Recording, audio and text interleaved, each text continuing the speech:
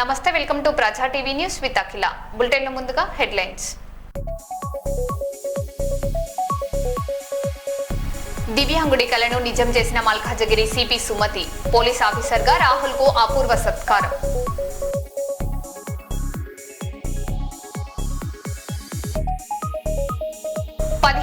ఆశతో విక్రమార్కుడు గుండు scene repeat. ఆకతాయిలు phone కాల్కు మోసపోయిన మహిళలు.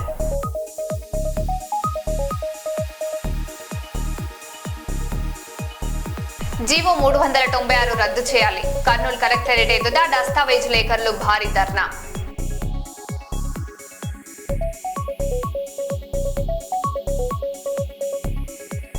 ఉగ్రరూపం దాల్చిన బొగతా జలపాతం. పర్యాటకుల సందర్శనపై తాత్కాలిక నిషేధం.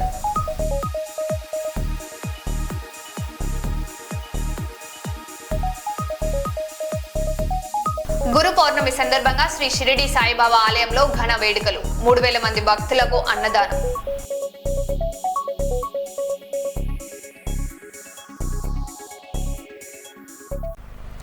ఇక వివరాల్లోకి వెళ్తే, పెద్దపల్లి జిల్లాలో కురుస్తున్న భారీ వర్షాలతో గోదావరికని పలు ప్రాంతాల్లో వరద నీరు రోడ్లపైకి చేరింది. పరిస్థితిని DCP Rama Reddy, municipal commissioner, mayor Mahankali స్వామితో కలిసి పరిశీలించారు. ప్రజలు అత్యవసరమైతే తప్ప బయటకు రావద్దని, ఎలాంటి సహాయం కావాలన్నా డయల్ 100 లేదా స్థానిక పోలీసులను సంప్రదించాలని అధికారులు సూచించారు.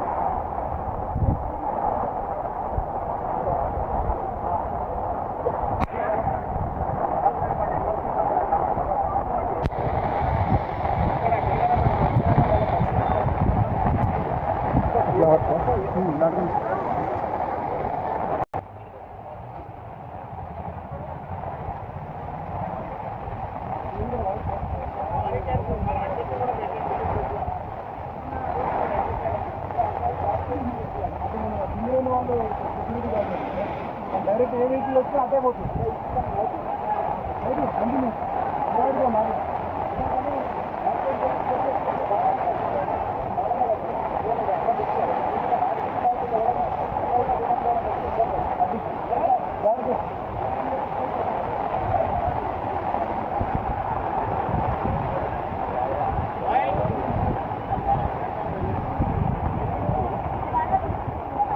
కర్నూలు నగరంలో శుద్ధవాగు వరద సమస్యకు శాశ్వత పరిష్కారం దిశగా రాష్ట్ర మంత్రి టీజీ భరత్ గుప్తా 2.50 కోట్ల వ్యయంతో 250 మీటర్ల రక్షణ గోడ నిర్మాణ పనులకు శంకుస్థాపన చేశారు.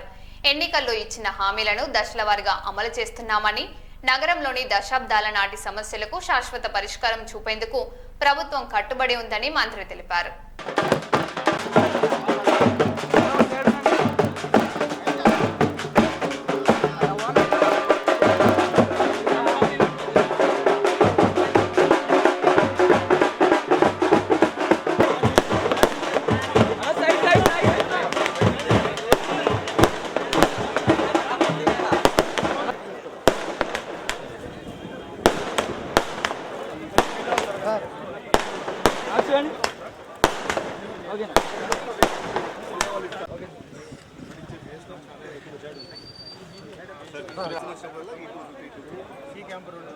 మన మేజర్ ఫ్లడ్డింగ్ అయితే ఈ ఏరియా బ్యాలెన్స్ వర్కింగ్ యూఏడిఎఫ్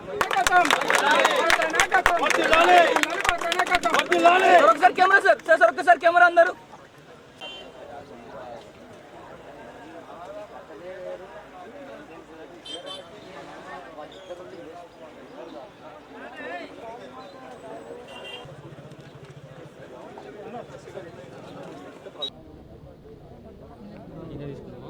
కింద కింద కింద కింద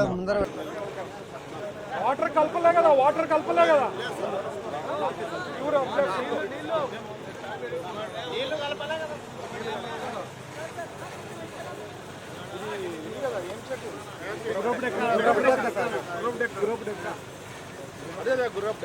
అంతా చేయాలి. మీరు కాంటే ట్యాంకర్లు ఉంటాయి కదా, ట్యాంకర్లు తెచ్చి వస్తుంది కదా. అవునా? అవును సార్, కింద కూడా పైన లెవెల్లోనే ఆరు నిండిపోతుంది సార్. కింద బ్రీడింగ్ ఇట్లా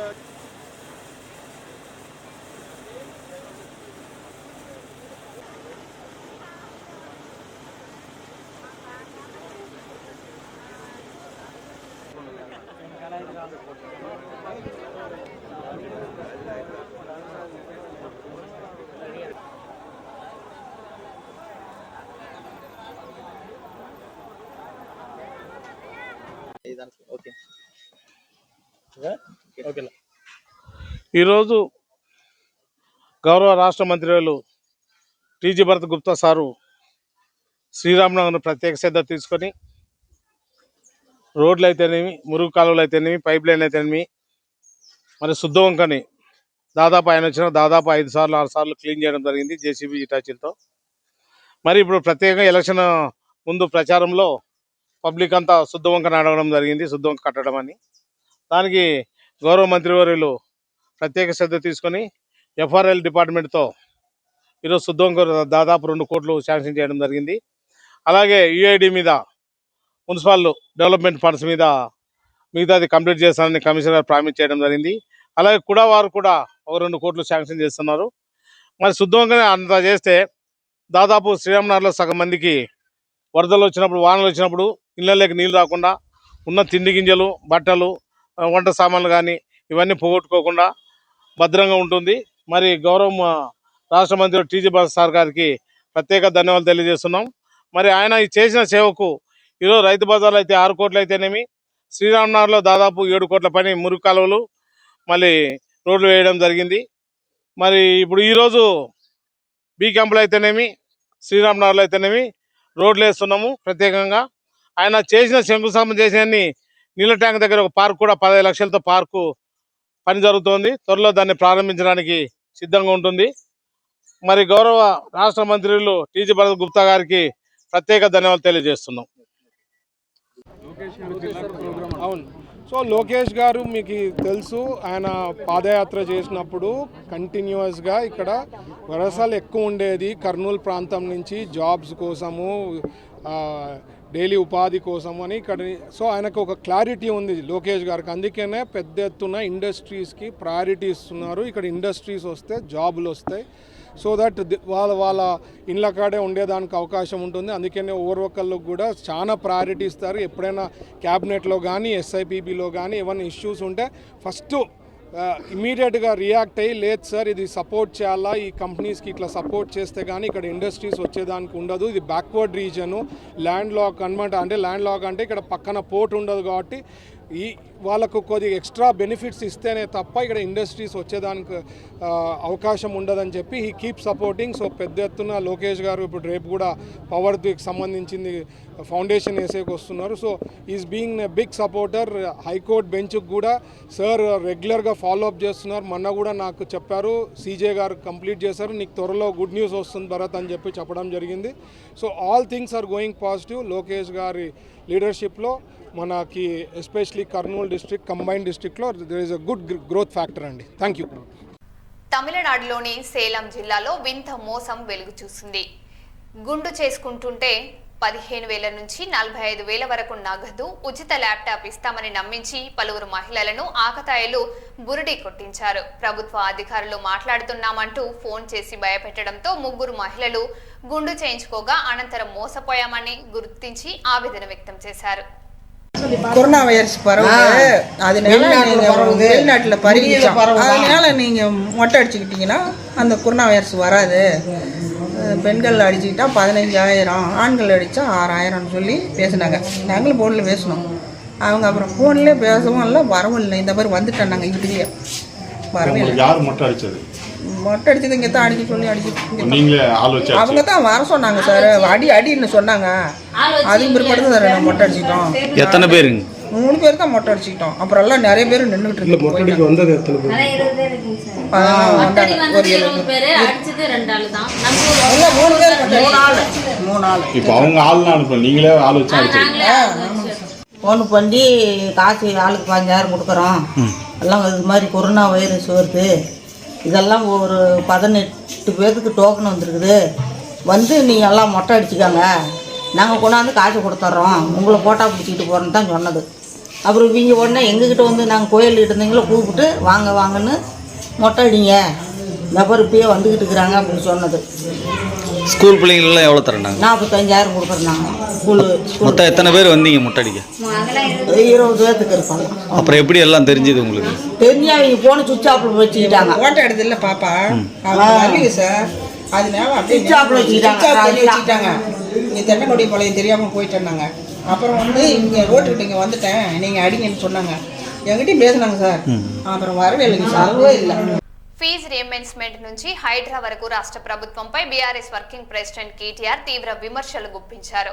కరోనా సమయంలో న్యూ ఫీజు రియంబర్స్మెంట్ అమలు చేశామని, సంపన్న రాష్ట్రాన్ని కాంగ్రెస్ ప్రభుత్వానికి అప్పగించామని అన్నారు. హైడ్రాను రాజకీయ కక్ష సాధింపు సాధనంగా మార్చారని ఆరోపించిన కేటీఆర్ అధికారంలోకి వచ్చిన తొలి రోజే హైడ్రాను రద్దు చేస్తామని స్పష్టం చేశారు. శాతగానోడు అసమర్థుడు అదంటారు కదా, చెల్లని నానానికి గీతలు ఎక్కువ, శాతగానోడికి మాటలు ఎక్కువ. మేము అధికారంలోకి వచ్చినప్పుడు 2014లో ఫీజు రింబర్స్మెంట్ బకాయిలు లేవా? It's continuous process brother. Previous year బకాయిలు నెక్స్ట్ ఇయర్ కడతాం, అరియర్స్ అంటారు వాటి. అది కామన్ ప్రాక్టీస్. అది governance is continuous. Governance is an institution. అది వరుసగా ఇప్పుడు మా కిరణ్ కుమార్ రెడ్డి ప్రభుత్వం తర్వాత మా గవర్నమెంట్ వచ్చింది, కాంగ్రెస్ ప్రభుత్వం తర్వాత. మరి మాకు లేకుండానే 4000 కోట్ల బకాయిలు కట్టినామా లేదా? 10 ఏళ్లలో 20,000 కోట్ల బకాయిలు కట్టినాం. ఆర్థిక వ్యవస్థ అతలాకుతలమైన కరోనా వల్ల ఎక్కడ పిల్లలకు బకాయిలు పెట్టి ఇబ్బంది పెట్టలేదు. అదే మీరు మాట్లాడితే గత బకాయిలు ఉంటాయి కదా, పాత కొత్త గ్రోల్ ఓవర్ కాకపోతే ఏమైతే? మేము అధికారంలోకి వచ్చిన 72,000 కోట్ల అప్పులతో రాష్ట్రాన్ని మాకు అప్పచెప్పినారు. మేము దిగిపోయినాడు 3,52,000 కోట్లు మొత్తం అప్పు. అందులో తీసేస్తే 72,000 తీస్తే మేము చేసింది 2,80,000 కోట్ల అప్పు. న్యాచురల్గా నీకు వస్తుంది కదా, నెక్స్ట్ ఆస్తి వస్తుంది, అప్పు వస్తుంది. మరి మేము అధికారంలోకి వచ్చినాడు మొదటి నెలలో రాష్ట్ర రెవెన్యూ 4,000 కోట్లు, మేము దిగిపోయినాడు 18,500 కోట్లు. ఆస్తి పెంచాము, అప్పు కూడా కొంత పెరిగింది. కానీ దివ్యమైన రాష్ట్రాన్ని చేతిలో పెడితే నడపడం చేతగాక నోటికొచ్చిన మాగుడు ఇవాళ ఐటీ రంగంలో ఉద్యోగాలు పోతున్నాయి. సమాధానం చెప్తాడా రేవంత్ రెడ్డి? ఎందుకు పోతున్నాయి? ఎందుకు? నీ ప్రభుత్వమే చెప్తుంది కదా, నేను చెప్పడం కాదు. గవర్నర్ అడ్రస్లో, బట్టి విక్రమార్క గారి బడ్జెట్ అడ్రస్లో మీరే చెప్పారు 9,39,000 ఉద్యోగాలు ఉన్నాయని. మరి 9,46,000 నుంచి 9,39,000కు ఎందుకు పడ్డాయి? మీరు ఐటీ హబ్బులు వాడుకోరు, జిల్లాల్లో మేము కట్టిన వాటిని వినియోగించుకోరు, అవి కేసీఆర్ ఆనవాళ్ళు కాబట్టి జీర్ణించుకోలేరు. మేమేం చేయాలి దాన్ని? కబ్జాలు తిరుపతి రెడ్డి కబ్జాను రిలీజ్ చేయమనండి. తిరుపతి రెడ్డి కబ్జాలో ఉన్న శిఖం భూమిని రిలీజ్ చేయమను. అనుముల తిరుపతి రెడ్డి బిల్డింగ్ కూలగొట్టమను. రేవంత్ రెడ్డి కోసిగిలో కట్టిన రెడ్డి కుంటలో కట్టిన ఇల్లు కూలగొట్టమను. మంత్రి వివేక్ కట్టిన ఇల్లు కూలగొట్టమను. మంత్రి పొంగులేటి శ్రీనివాసరెడ్డి ఎఫ్టీఎల్లో కట్టిన ఇల్లు కూలగొట్టమను. అప్పుడు నమ్ముతారు పేద ప్రజలు నిజంగానే న్యాయం, చట్టం, ధర్మం అందరికీ ఒకటే. అంతేగాని కూకట్పల్లిలో బుచ్చమ్మ ఆమె ఇంటికి స్టిక్కర్ వేస్తే ఆమె ఉరిపోసుకొని చచ్చిపోయింది. ఎవడిస్తాడండి ప్రాణాలు తెచ్చి? రంగనాథ్ ఇస్తాడా? రేవంత్ రెడ్డి ఇస్తాడా? ఏం మాట్లాడుతున్నారు? సిగ్గుండాల. హైకోర్టు 65 సార్లు కంటెంప్ట్ ఆఫ్ కోర్ట్ ఒక అధికారి మీద చరిత్రలో ఎప్పుడన్నా ఉందా? 65 సార్లు హైకోర్టు చెప్పినా కూడా నువ్వు వినవంటే ఇంకా నువ్వు ఎవడు చెప్తుంటావు? నేనే రాజు, నేనే మంత్రి, నేను హిట్లరు అని చెప్పి నీది నువ్వు అనుకొని హిట్లర్కు ఇష్టమైన పదం HYDRAA. I demolished like anything. Iran, Israel మాదిరిగా నేను శీతలావస్థలోకి మొత్తం హైదరాబాద్ని తీసుకొని పోతున్నా. ఇదా రాజకీయం? ఇదా ఒక ముఖ్యమంత్రి చేయాల్సిన పని? ఇవాళ నేను అడుగుతున్నా సూటిగా రేవంత్ రెడ్డిని, హైడ్రా నువ్వు చెప్పినట్టు రిఫార్మ్స్, సంస్కరణ అయితే ఎందుకు నీ అన్న ఇల్లు కూలగొట్టట్లేదు? నీ అన్నకు హైకోర్టు స్టే ఉందని నువ్వు చెప్తావు. హైకోర్టు స్టే ఉన్న వేరే వాళ్ళ ఇల్లు ఎందుకు కూలగొడుతున్నావు? మరి వేరే వాళ్ళు కాగితాలు చూపెడుతున్నారు కదా, అయ్యా మాకు స్టే ఉందంటే ఆ కోర్టు పేపర్ అని గిరాటేస్తున్నారు, పక్కకు వారేస్తున్నారు. ఒకటి కాదు కదా, ఎన్ని వేల ఇండ్లు కూలగొట్టారు మీరు? ఎంతమందిని బెదిరించి డబ్బులు వసూలు చేస్తుంది హైడ్రా తెలవదా? బిల్డర్లందరినీ బెదిరించి వాళ్ళ దగ్గర ఆర్ఆర్ ట్యాక్స్ వసూలు చేస్తున్న మాట వాస్తవం కాదా? ఒక్కొక్క బిల్డర్ దగ్గర ఇవాళ స్క్వేర్ ఫీట్కి 200 రూపాయలు తోలు తీసి వసూలు చేస్తున్న మాట వాస్తవం కాదా? వాళ్ళు వినకపోతే హైడ్రాని వాళ్ళ మీద గుసిగొలుపుతున్న మాట వాస్తవం కాదా? హైడ్రా అనేది ఒక వేట కుక్కలాగా మారింది రేవంత్ రెడ్డికి. ఆ వేట కుక్కను పంపించి దాన్ని పెట్టుకొని బ్లాక్మెయిల్ చేసి డబ్బులు దండుకోవడం, అందులో కొంత వాటా రాహుల్ గాంధీకి, కొంత బీజేపీకి ఇవ్వడం. అదే కదా నువ్వు చేసేది.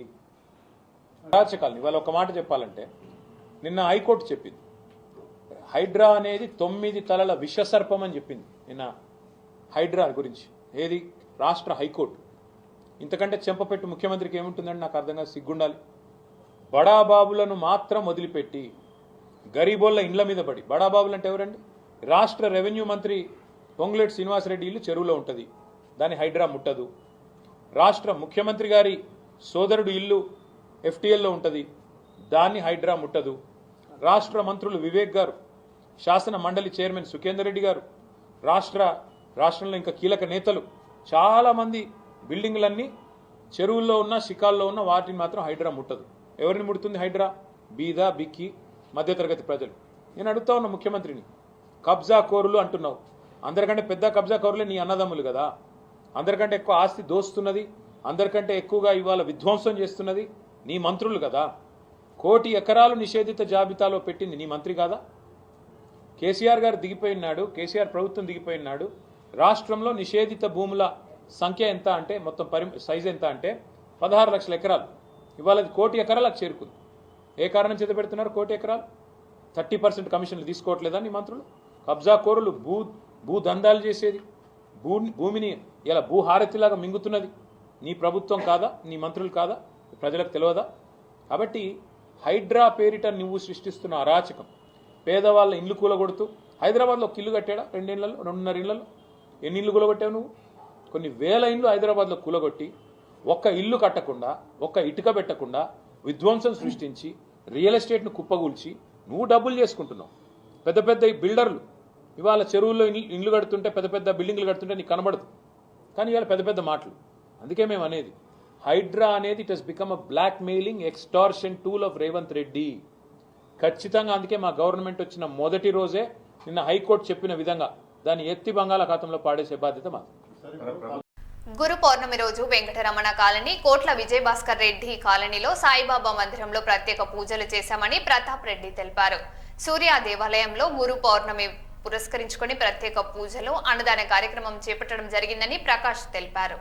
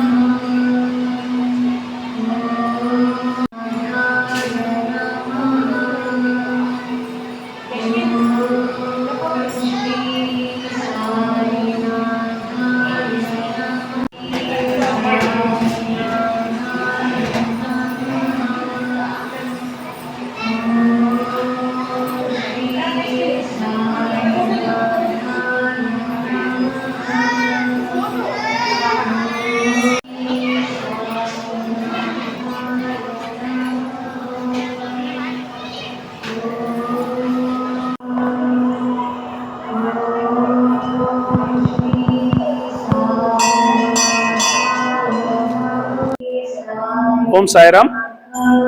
ఈరోజు గురు పౌర్ణమి సందర్భంగా మన షిరిడి సాయిబాబా దేవాలయం కోట్ల విజయభాస్కర్ రెడ్డి కాలనీ నందు ప్రత్యేక ఏర్పాట్లు చేయడం జరిగింది. ఆలయ కమిటీ తరపున తెల్లవారుజామున 5:15 హారతితో ప్రారంభమై, ఆ తర్వాత అభిషేకము, దుని పూజ, సాయి సత్యవ్రతము, అనంతరం హారతి, అనంతరం వేలాది మంది భక్తులు, దర్శనానికి వచ్చినటువంటి భక్తులందరికీ కూడా భోజన వసతి కూడా ఏర్పాటు చేయడం జరిగింది.